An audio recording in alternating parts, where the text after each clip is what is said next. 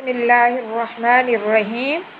السلام علیکم پیارے دینی اسلامی بہن بھائیوں، ماؤں، بیٹیوں، میرے چینل اسداللہ میں خوش آمدید۔ دعا کرتی ہوں اللہ تبارک و تعالیٰ آپ کو اس دنیا کی تمام خوشیاں سے نوازے اور ہر تکلیف پریشانیوں سے اللہ تبارک و تعالیٰ آپ کو اپنی حفظ امان میں رکھے۔ میرے پیاریوں، میرے چینل اسداللہ کو ضرور شیئر کرنا اور سبسکرائب کرنا بالکل نہ بھولیں، بیل آئیکن کے بٹن کو دبانا ضرور۔ اور میری پیاریوں، اس کا اجر اللہ تبارک و تعالیٰ آپ کو ضرور دیں گے انشاءاللہ العظیم، کیونکہ اسلام کا جو کام کریں تو اللہ ضرور اس کا اجر عطا فرماتا ہے، تو یہ اسلام کے لیے آپ ضرور کرنا۔ نحمدہ و نصلی علی رسولہ الکریم، اما بعد، اعوذ باللہ من الشیطان الرجیم، بسم اللہ الرحمن الرحیم۔ انہ کان یتعرض فی بطن امہ فیمنعها من السجود للصنم اذا ارادت ذلک۔ تو آج میں آپ کو اس حضرت علی شیر خدا رضی اللہ تعالیٰ عنہ کے موضوع حضرت علی شیر خدا رضی اللہ تعالیٰ عنہ کے لیے ولادت سے اور شہادت تک آپ کو بتانا چاہتی ہوں کہ آپ کی ولادت کیسے ہوئی، آپ کا حسب نسب۔ آپ کی والدہ حضرت علی شیر خدا رضی اللہ تعالیٰ عنہ کی آپ کی والدہ کا نام فاطمہ بنت اسد ہے اور والد کا نام عمران اور کنیت ابو طالب تھی، اور آپ کعبہ میں پیدا ہوئے۔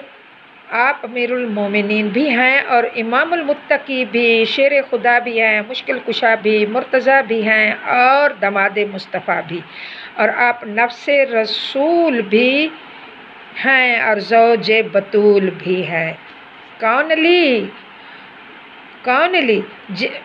علی رضی اللہ تعالیٰ عنہ، جس نے کبھی خیبر کے قلعے کو اکھاڑا اور کبھی مرہب و ابن ود کو بچھاڑا، اور جس کی تلوار کبھی احد کے میدان میں چمکی اور کبھی بدر کے ریگستانوں میں، اور جس کی شمشیر براں کبھی غزوہ تبوک میں لہرائی اور کبھی غزوہ خندق میں کفر پر گری، اور جس نے اپنی بہادری و شجاعت کے صلے میں اللہ تعالیٰ کی طرف سے لا فتح الا علی لا سیف الا ذوالفقار کا تمغہ حاصل کیا ہے، جرت حاصل کیا۔ یہ دنیا والے سب کو دیتے ہیں، تو یہاں پر اللہ تبارک و تعالیٰ دے رہے ہیں، تو اس لیے کچھ لوگ، میں یہ بات کو واضح کرتی جاؤں کہ کچھ لوگ کہتے ہیں شیر خدا اور مشکل کشا نہ کہو، مشکل کشا کہنا شرک ہے، بدعت ہے، تو میں ان کو یہ سمجھاتی ہوں، آپ بھی اپنی آنکھوں سے صحیح دیکھتے ہیں، یہ بھی آپ کی بات صحیح ہے، صحیح عقیدہ ہے اور صحیح بات ہے کہ مشکل کشا اللہ ہی کی ذات ہے، اور جس آنکھ سے ہم دیکھتے ہیں تو ہمارے لیے بھی یہ بات صحیح ہے، مشکل کشا بھی ہیں، کیونکہ ہم اپنی آنکھوں سے دیکھتے ہیں۔ کیونکہ وہ آنکھ یہ ہے کہ میں چھوٹی سی مثال دے دوں آپ کو، یہ مثال یہ ہے کہ اللہ تبارک و تعالیٰ نے کہا ہے کہ میں حقیقی خدا ہوں، میں حقیقی مانند سے خدا ہوں اور مزاجی خدا بھی ہیں۔ ایک عورتوں کو کہہ دیا کہ میں اے عورت، اے قوم نساء، اے میرے محبوب کی قوم، عورتیں، تمہارے لیے کیا ہے، میں حقیقی خدا ہوں اور تمہارا مزاجی خدا بھی ہے، کہ ایک عورت کو مثال دے دی۔ تو اگر سجدہ میں نے اس لیے نہیں دوسرا رکھا، اگر میں دوسرا سجدہ رکھتا تو عورتوں کے لیے خاوند کے آگے سجدہ رکھتا، کیونکہ خاوند مزاجی خدا ہوتا ہے۔ کس لیے مزاجی خدا بتایا؟ کیونکہ وہ کما کر روزی دینے والا ہوتا ہے، کما کے کھلانے والا ہوتا ہے۔ تو اس آنکھ سے دیکھیں تو جو کما کے باہر سے تکلیفیں برداشت کر کے اندر آ کر دیتا ہے تو ایک مزاجی خدا بن جاتا ہے۔ تو اس نظر سے دیکھیں تو مشکل کشا بھی شیر خدا بھی ہے، کیونکہ انہوں نے ہر مشکل، حضرت علی نے مشکل کشائی اس لیے ہم دیکھتے ہیں، اس لیے کہتے ہیں مزاجی خدا کی نسبت سے مزاجی مشکل کشا بھی تو ہیں۔ مشکل کشا حقیقت میں اللہ ہیں اور مزاج میں علی ہے، کیونکہ علی مزاج میں ہے۔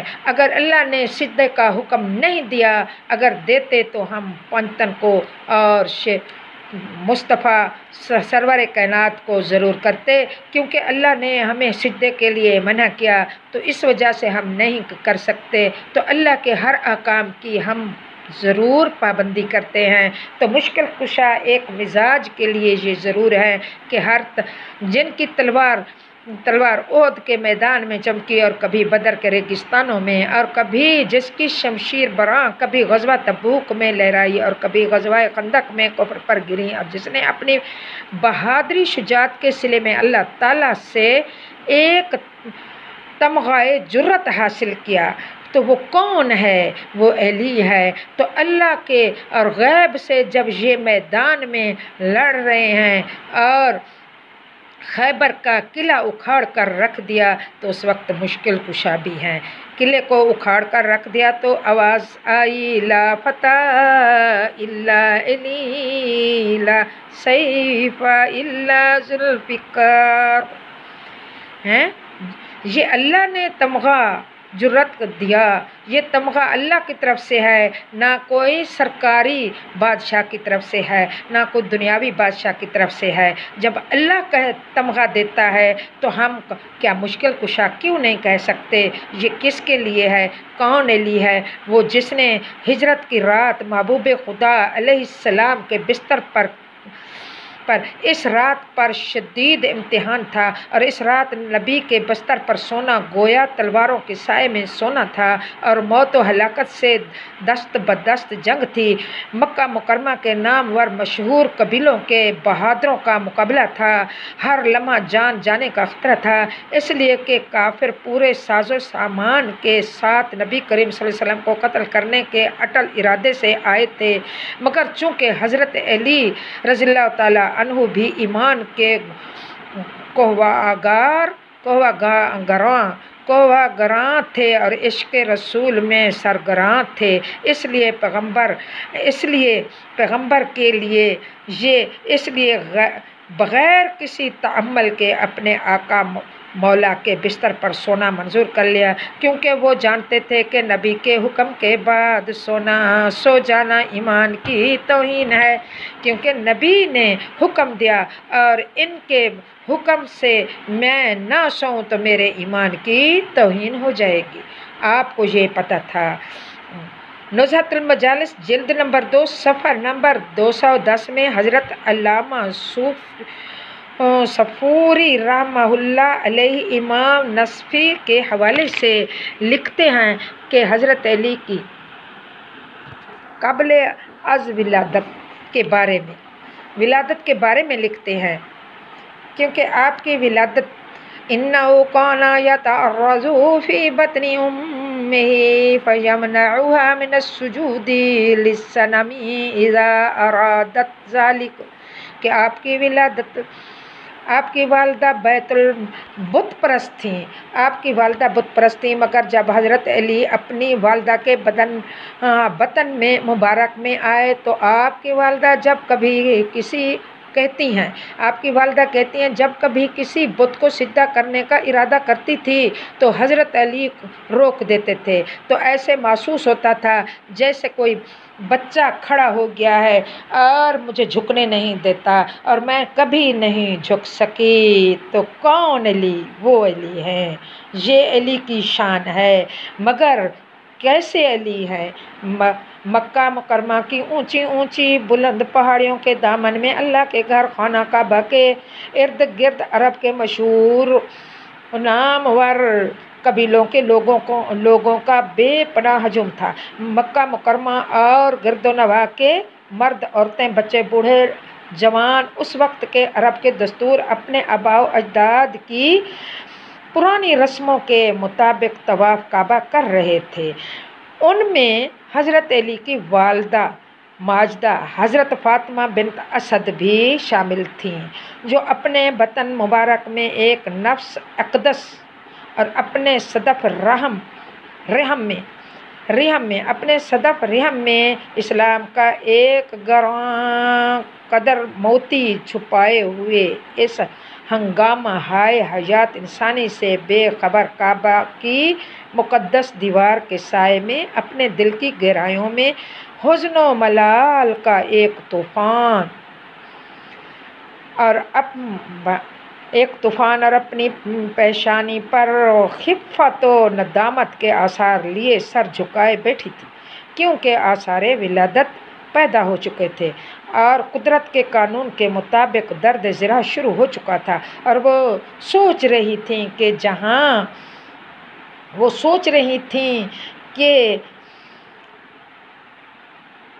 कि अचानक काबा की सोचे कहाँ जाऊँ, किधर जाऊँ, ना कोई हिजाब है और ना कोई पर्दे की जगह है। फिर ऐसी हालत में अब मैं किधर जाऊँ, किधर भागूँ, भाग भी नहीं सकती। और अभी वो सोच ही रही थी कि अचानक काबा की दीवार फट गई और गैब से आवाज़ आई कि आए फ़ातिमा बिन्त असद, काबा के अंदर आ जा। चुनाचा आप काबा के अंदर चली गई भागती हुई।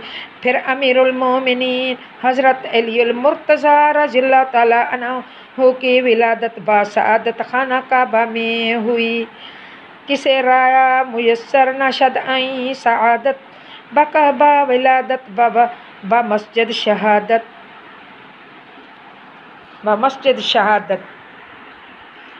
क्या क़यामत तक कोई माँ ऐसा फर्जंद नहीं जनेगी जो काबा में हो और शहादत मस्जिद में हो। जनाबे खलीक कुरैशी लाइलपुरी के एक बारौनक अदीब, बाहोश खतीब और साहिब दिल शायर भी हैं। इन्होंने हज़रत अली की विलादत और शहादत को अपने पाकीज़ा तख़ीलात में इस तरह अदा किया है। ताईद हक़ में पहली शहादत अली की है, पैगम्बरी नबी की है, विलायत अली की है।